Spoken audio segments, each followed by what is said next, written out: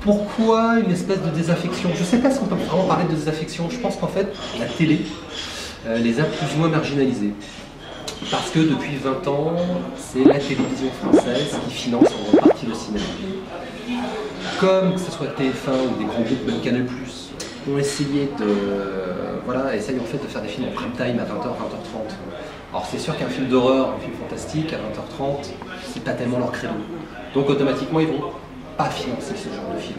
Juste avant, parce qu'il y avait le gros succès du Pacte des loups de Christophe Gans, tout le monde a cru qu'il allait relancer la machine justement de produire ce genre de film. Malgré un succès quand même public, je crois de mémoire que le Pacte des loups a pu faire 2 millions, 2,5 millions. On s'est tous dit, ça y est. On a montré aux producteurs, et c'est comme Canal qui avait financé, aux télé, que ce cinéma-là pouvait avoir un débouché, pouvait être populaire, qu'on était de qualité et donc attirer du monde. Et on s'est un petit peu planté.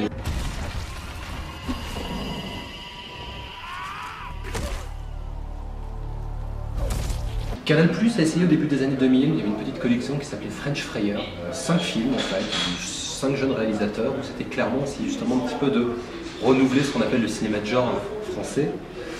Ils ont été mal vendus.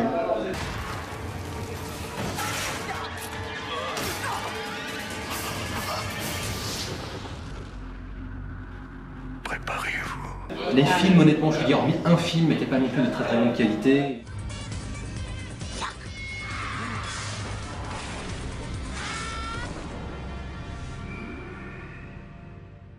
Et je pense qu'à un moment donné, quand les films ne sont pas de très très grande qualité, je veux espérer que le public est relativement intelligent pour trancher.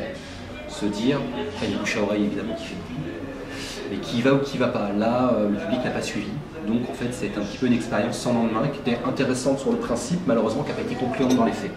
Et depuis, il y a de temps en temps des espèces d'épiphénomènes de films comme ça, d'horreur à la française ou fantastique. Bon, récemment, La Belle et la Bête, de Christophe Gans encore, qui a fait le Pacte des loups.